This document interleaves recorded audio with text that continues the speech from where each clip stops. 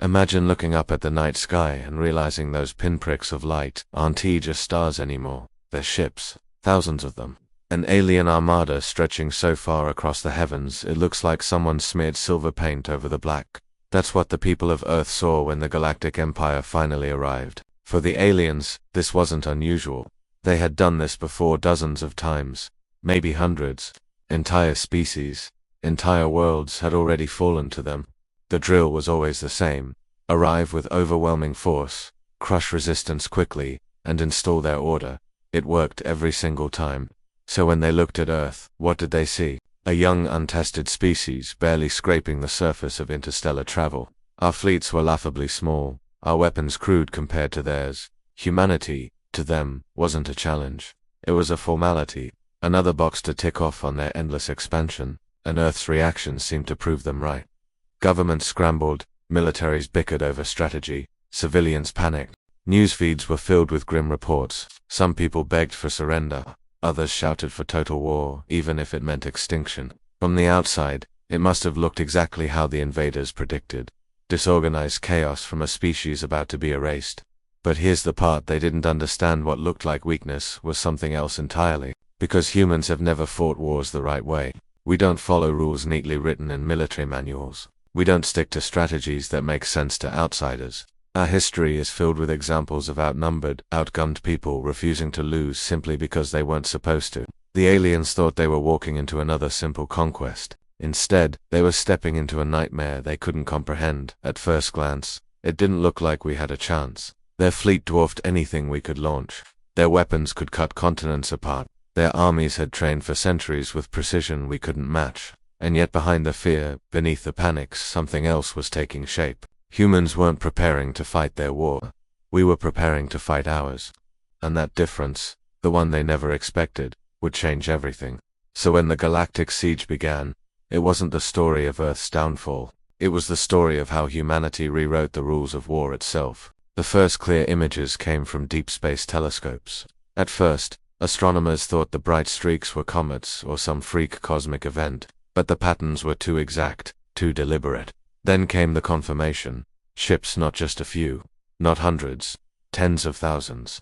They filled the void like a second Milky Way, glittering motes of steel and fire, all moving with terrifying precision. Entire carrier groups that could blot out the moon if they crossed in front of it. Siege platforms larger than cities, bristling with weapons meant to break planets apart. Their engines burned so bright that even amateur stargazers could see them without magnification. And they were all coming here. Panic spread faster than any official broadcast. Social feeds flooded with blurry photos of strange lights in the sky. Survivalists emptied grocery stores, cities clogged with traffic as people tried to flee to anywhere that felt safer, even though everyone knew nowhere was safe. In war rooms around the world, generals and politicians stared at the same feeds and came to the same grim conclusion: humanity had never faced anything remotely like this. Even if every ship, every missile, every satellite was brought to bear, the math didn't add up. We were outnumbered, outgunned, and outmatched. The aliens knew it too. Their scouts had been watching us for decades, studying our capabilities. They had catalogued our ships, mapped our defense networks, intercepted our broadcasts. To them, it wasn't even a war, it was logistics. All they had to do was apply their tried and true methods, and Earth would fall like every other world before it. They saw us as predictable, primitive, an annoyance at best. But while they measured our firepower, they didn't measure our mindset. They didn't see the stubbornness buried in our history, the way humanity had a habit of refusing to play the part assigned to us. At first, though, it didn't look like that. The early days of the siege were a blur of failure and fear. Orbiting satellites were vaporized within hours. Defensive fleets were swatted aside like flies, their wreckage burning up in our skies. Every battle seemed to confirm the aliens' confidence. Earth would be theirs within weeks, maybe days, and yet cracks began to show. For every city they targeted, evacuation routes were already cleared. For every fleet they struck down, supply ships slipped away unseen. Communications they thought they had jammed kept popping back up in new, strange frequencies, carrying messages not just of surrender, but of defiance. The aliens dismissed these as flukes, random noise from a desperate people, nothing worth worrying about. But the truth was different. Humanity wasn't panicking. We were adapting. Fast, because while the alien empire moved like a machine, slow, rigid, confident in its perfected methods, we moved like something else entirely. We weren't trying to win their war. We were already shaping it into ours. The storm was here. The Armada had arrived. On paper, Earth's days were numbered. But the siege had only just begun, and the invaders were about to learn the first rule of fighting humans. Never assume you know what we'll do next. The first real clash wasn't in orbit, and it wasn't in the skies. It happened in the shadows. The aliens expected us to meet them with fleets and armies, matching strength against strength. That's how every other world had fought them. They'd rise up in defense, throw everything forward, and be crushed under the weight of superior firepower. But humanity didn't play their game. Instead of grand battles, the first reports from alien commanders spoke of disturbances. Small things at first: supply convoys vanishing, relay stations blinking out, patrols simply not returning. At first, they thought it was sabotage from their own ranks or perhaps equipment failure. But the pattern grew, and the explanations crumbled. Something, or someone, was systematically dismantling their support structure before they could even fully establish the siege. One fleet commander described it bluntly: "It is as if the prey is hunting us." Humans had no hope of meeting the Armada in open battle, so we never tried. We slipped between their patrol routes, hijacked their own transmissions, and turned their logistics into targets. Crude missiles fired from submarines deep in Earth's oceans found weak points in their orbital stations. Civilian hackers slipped into alien communication bands, inserting fake orders that sowed confusion among their fleets.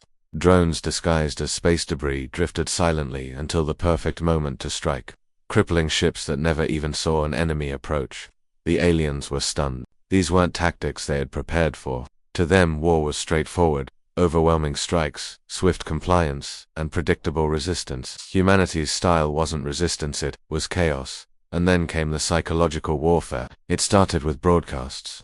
Alien soldiers reported hearing strange noises on supposedly secure comm channels, snatches of human voices, laughter, music. Entire squads claimed they'd been led into traps by signals that shouldn't have existed. In one chilling incident, an alien dropship landed in what they thought was a designated safe zone, only to find themselves surrounded by improvised explosives hidden in children's playgrounds.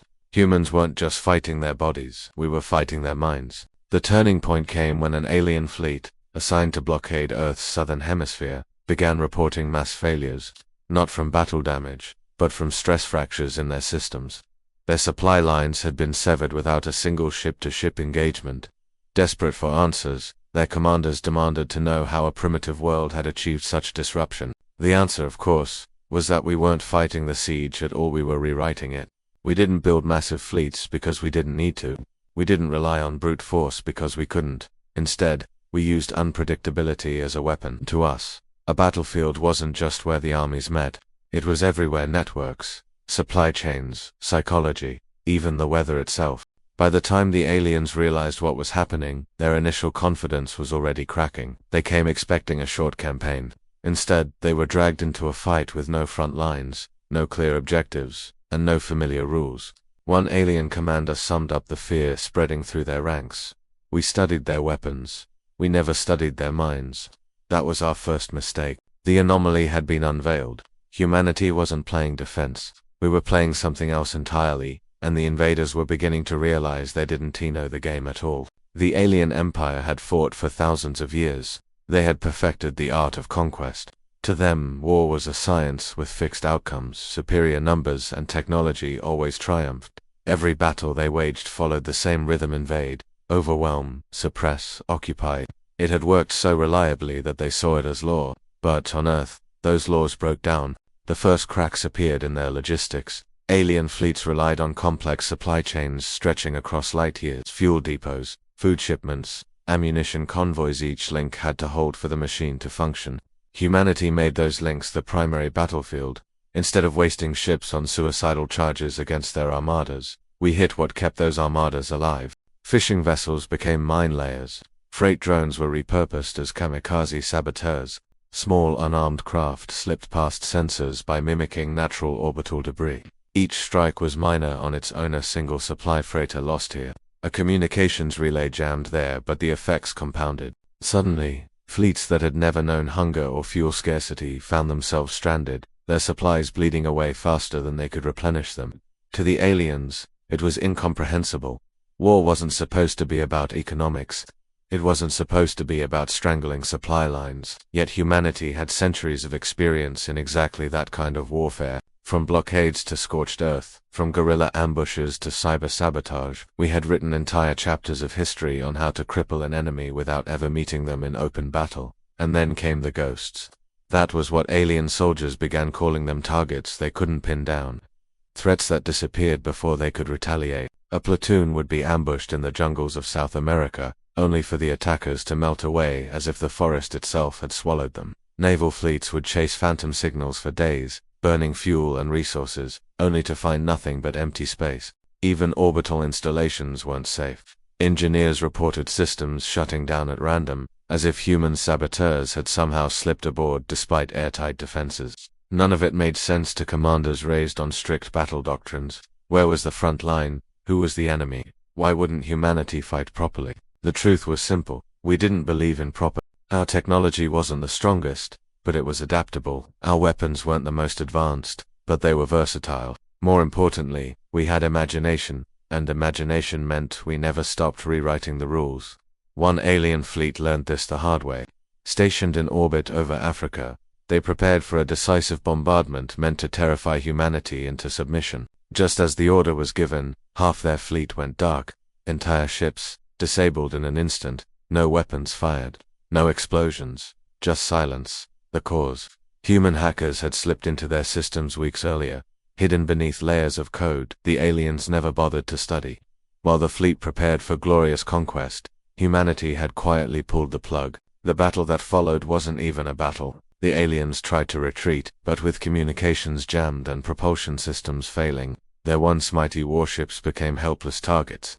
A fleet that could have cracked continents was wiped away not by superior firepower, but by a handful of humans with laptops, satellites, and audacity. That was the turning point. For the first time, the aliens realized they weren't dealing with resistance. They were dealing with something else, something they didn't even have a word for. A kind of warfare that wasn't about honor or numbers or tradition. Humanity fought to win, and to us, anything was fair game. As reports of sabotage, psychological attacks, and economic chokeholds spread, alien morale began to falter. Soldiers whispered about the ghosts. Commanders doubted their strategies. Entire fleets grew hesitant, second-guessing every order. The Empire had thought humanity was weak because our ships were small, our weapons crude, and our fleets few. What they didn't understand was that we were never playing their game. We were rewriting it. The siege was supposed to be swift, weeks at most. The aliens had prepared their fleets for a clean, clinical conquest, one more tally in an endless ledger of victories. Instead, months dragged on, and the campaign that should have been routine turned into a nightmare. The cracks spread faster than they could contain them. Every time they tried to tighten their grip, humanity slipped between their fingers. Fleets assigned to blockade Earth reported dwindling supplies. Fuel ships went missing. Crews began rationing, an experience alien soldiers had never endured before. Hunger turned discipline into resentment. Resentment turned into fear. And still, the ghosts came.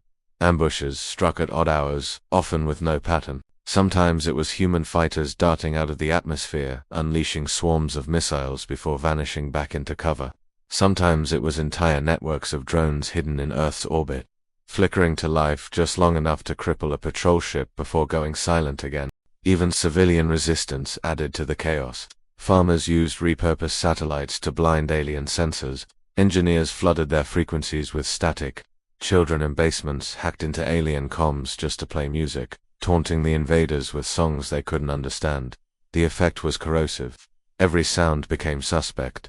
Every shadow might hide an ambush. Soldiers who had once marched with perfect precision now flinched at phantom noises in their headsets. Commanders who had believed themselves unbreakable now argued bitterly over whether to advance, retreat, or simply hold position. The Empire's great machine was grinding apart. For humanity, the real brilliance wasn't just the attacks themselves, it was the adaptability behind them. The aliens tried countermeasures, deploying sensor drones, adjusting patrol routes, strengthening escorts. Within days, humans had already shifted tactics. The invaders were always reacting, always a step behind, never able to predict what came next. And the more they fought, the worse it became. One fleet commander, frustrated by constant sabotage, ordered a full orbital bombardment of Earth's major cities, believing overwhelming terror would break human resistance. The strike never came. As the order was transmitted, their targeting systems simply shut down. Screens went black, weapons froze, guidance systems rebooted endlessly. Engineers scrambled to restore control, but by then, the fleet itself had been compromised. Their own ships turned against them, disabled one by an unseen hand. When the wreckage fell burning into Earth's atmosphere, people didn't see terror, they saw hope. Hope and proof that the invaders could be beaten. The siege unraveled further when alien command structures began to collapse under conflicting orders. Entire fleets received contradictory signals, some told to advance, some told to retreat, some given coordinates that led them into ambushes. In truth, the humans had learned to mimic the Empire's encrypted channels. The Empire's greatest strength, its rigid discipline, had become its greatest vulnerability. Soldiers trained to obey without question now found themselves marching straight into disaster. Meanwhile, on Earth, humanity's resilience only grew. What the aliens mistook for panic was, in reality, mobilization. Factories shifted to war production overnight. Entire cities moved underground. Civilians became couriers, scouts, and saboteurs. For the first time in history, every nation fought as one. The invaders thought they were waging war against a divided, fragile species. Instead, they had united us. By the 6th month, alien reports no longer spoke of conquest. They spoke of survival. Entire fleets begged for reinforcements that never came. Others attempted to withdraw, only to find hyperspace routes compromised or ambushes waiting at every turn. The Empire had launched a galactic siege, but it was they who were besieged, isolated, demoralized, and bleeding resources into a war that no longer made sense. The retreat wasn't dramatic. There was no final battle where humanity struck the decisive blow. Instead, it was quiet, almost anticlimactic. Fleets began pulling back, not in coordinated order, but in fragments. A battleship gone missing here, a carrier vanishing there. One day, Earth looked to the skies and realized the Armada was no longer there. They hadn't been destroyed, they had broken themselves trying to fight us. The siege had unraveled, and in the silence that followed, humanity stood in the wreckage, bloodied but unbroken, realizing that for the first time, we hadn't just survived, we had taught the galaxy a lesson it would never forget. When the last alien ship slipped from Earth's skies, there was no cheering in the streets, no wild celebration. Humanity was exhausted. Cities lay scarred, oceans polluted with debris, entire regions forever changed by the shadow of invasion. But beneath the exhaustion was something else, something deeper. We had won and not just survived, as so many other conquered worlds had before us. We had beaten back an empire that had never known defeat. In the weeks that followed, transmissions rippled through the galactic networks. First came confusion, then disbelief. Finally, a quiet, unsettled acceptance. The impossible had happened. Humanity had forced the Empire to retreat. For other species, it was a revelation. Countless civilizations had fallen because they tried to fight the Empire's war by the Empire's rules. They had matched fleets with fleets, armies with armies, honor with honor, and lost. Humanity had refused that path. We had fought differently. We had fought to win. The galaxy now had a new word for us, death, not because of our weapons, but because of our mindset. A species forged in a world that had never stopped trying to kill us. From birth, we learned resilience. From history, we learned adaptation. From chaos, we learned creativity. Against a rigid empire, those traits proved more lethal than any weapon. Alien commanders who survived the siege described us in tones of awe and dread. One report, later leaked, summed it up with chilling clarity. They do not fight wars, they unravel them. Against humans, victory is not denied through power but through madness and endless shifting of tactics and ideas. We cannot predict. They are not conquerors, they are chaos given form. For humanity, the aftermath was equally transformative. Nations that once stood divided now shared scars and victories. Borders mattered less when survival had depended on unity. Technology that had been fragmented across industries was now combined. Accelerated by the demands of war, space exploration leaped forward. What began as desperation became ambition. We had been invaded. We had survived. And now, the stars were open to us. But perhaps the greatest change wasn't material, it was perception. For the first time, the galaxy looked at humanity not as a backwater species, not as an afterthought, but as something to be feared. Empires that had once ignored us now watched closely. Some sought alliances, Others quietly prepared for the possibility that one day, we might turn our strange, unpredictable warfare against them. And within humanity itself, a new confidence grew. We had faced the greatest armada in history and endured. We had learned that our strength was never in matching force with force, but in refusing to be predictable, in finding paths no one else could see. The Galactic Siege had ended not with the Empire's triumph, but with its humiliation. Its fleets retreated, its reputation shattered. In the ruins, humanity stood taller than ever, not just survivors but innovators, proof that the rules of war were not laws, but choices. Choices we had rewritten. The lesson was clear. Never again would we be underestimated, and for those who might one day try, the galaxy would remember Earth. They would remember the world that broke the Empire. They would remember the humans who turned a siege into a lesson, and a defeat into a warning. Because in the end, the truth was simple. They thought we would lose. Instead, we rewrote the rules.